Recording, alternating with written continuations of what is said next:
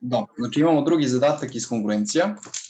Znači treba, sad koji je tačno tekst, znači treba šta? Naći sve prirodne brojeve koje ovo ispunjavaju. Znači imamo prirodne brojeve i koji ovo ispunjavaju. E sad, ovako, znači ovaj zadatak iz teorije brojeva, je li tako? Što znači da možemo da koristimo kongruencije. Kad imamo neku jednačinu u teoriji brojeva, možemo da se koristimo metodom kongruencije u smislu da ispitujemo jednačinu po različitim kongruencijama i onda na taj način utvrdimo po kojoj deljivosti zapravo možemo da restrikujemo malo rešenja. Recimo za, na primer, znači po svakom modulu, znači kad gledamo ostatak pri deljenju sa 5, ostatak pri deljenju sa 7, ostatak pri deljenju sa 9, znači ova dva broja su ista, znači ovo je broj, ovo je zapravo broj. Ako su x i y prirodni brojevi, na levoj strani se nalazi jedan broj.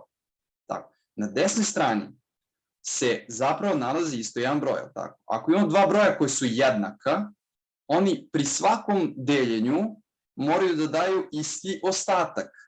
Odnosno, ne isti ostatak pri svakom deljenju, nego u smislu pri deljenju sa 5 mora da ovaj da da ostatak 2, ovaj ostatak 2. Mislim, ako ovaj daje neki, ovaj mora isti da da. Znači, poenta je prosto što su to isti brojevi i naravno ako ih podelimo sa nekim, znači po nekoj kongruenciji, ako je ovo kongruentno sa B po modulu A, to mora da važi i za levu i za desnu stranu. Po kojoj kongruenciji gledate module? Znači, posmatrate koji se prosti brojevi pojavljuju, ne samo prosti zapravo, koji se uopšte brojevi pojavljuju u igri, pogotovo na levoj strani.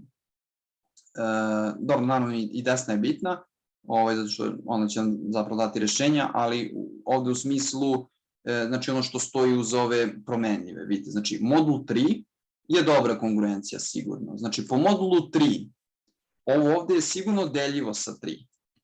Ovo ovde je deljivo sa 3, to znači da 8x na kvadrat po modulu 3 daje ostatak 0. Zato što ovo je deljivost 3, ovo je deljivost 3, to znači da je ovo deljivost 3. Ili prosto, ne moramo sa kongruencijama, možemo da kažemo prosto 3 deli 8x na kvadrat. 3 i 8 su uzemno prosti, 3 nema nikakve veze sa 8. To znači da 3 deli x na kvadrat. Dobro.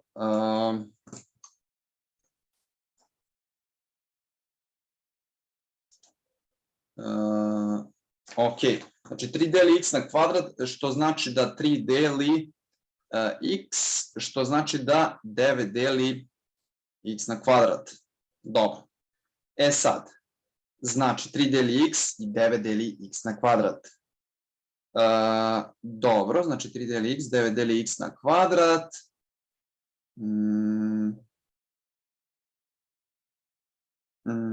Ok. Dobro, znači x jednako 3x1, to znači da ovdje imamo 8 puta 9x1 na kvadrat plus 3 puta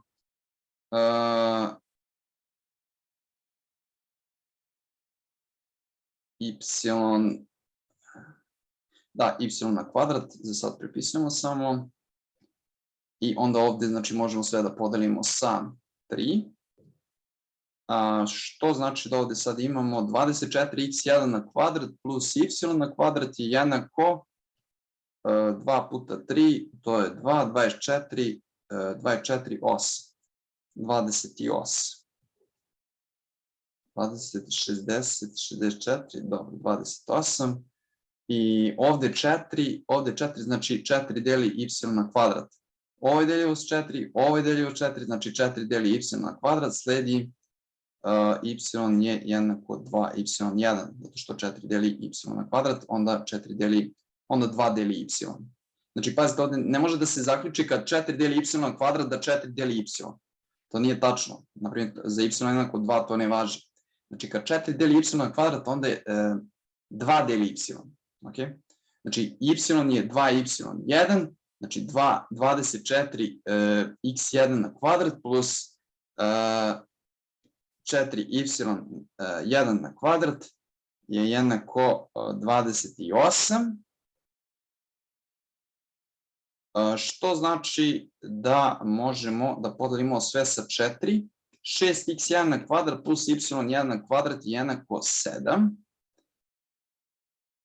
Sad ovde već dolazimo do toga da su ovo vrlo mali brojevi, znači ako x1 0, pošto su u pitanju prirodni brojevi, ovo očigledno nema rešenja zato što je kvadrat jednak sedmici, ako je x1 jednako 1, onda je y1 jednako 1 i samo je potrebno vratiti, dakle šta smo rekli da je y jednako 2, y1, znači y jednako 2 i znači ovo su skupo prirodnih brojeva i x1, znači x1, šta smo rekli, x1 je jednako, gde smo zamenili, znači, ne, x jednako 3x1, ok, znači x jednako 3x1, što znači da je x jednako 3, znači imamo 3, imamo ovde 2 i 3, 2,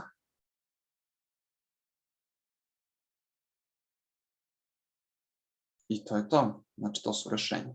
Znači šta smo radili? Koristili smo deljivost. Ako ovo deljivo s nečim, onda i ovo mora da bude deljivo s nečim. Tim istim, jel tako? Znači ako je A1 plus A2, ako imamo M sabiraka i ovo je, možemo i staviti da je to jednako A, znači ako je svaki od njih deljiv sa D, ajde stavimo 0, to je ta teorema. Znači, ako je svaki od njih deljiv sa D, osim možda jednog, tada i taj mora biti deljiv sa D. Onda se, u ovom smislu, kad bi ovo prebacili na drugu stranu, onda bi se tako koristilo. Znači, ovo je deljiv s 3, ovo je deljiv s 3, znači ovo mora da bude deljiv s 3. Kad je taj deljiv s 3, zamenim x1 po 3x1, dobijem, znači podelim sa 3, malo uprostim, dobijem ovako nešto. Onda vidim ovo je deljiv s 4, ovo je deljiv s 4, ajde da zaključim da je ovo deljivo 4, pa y2, y1. Pa ovo 4y1 na kvadrat, pa podelim sa 4, dobijem ovako i na kraju samo rešim na osnovu toga što su to jako mali brojevi. Ok? To nam je to.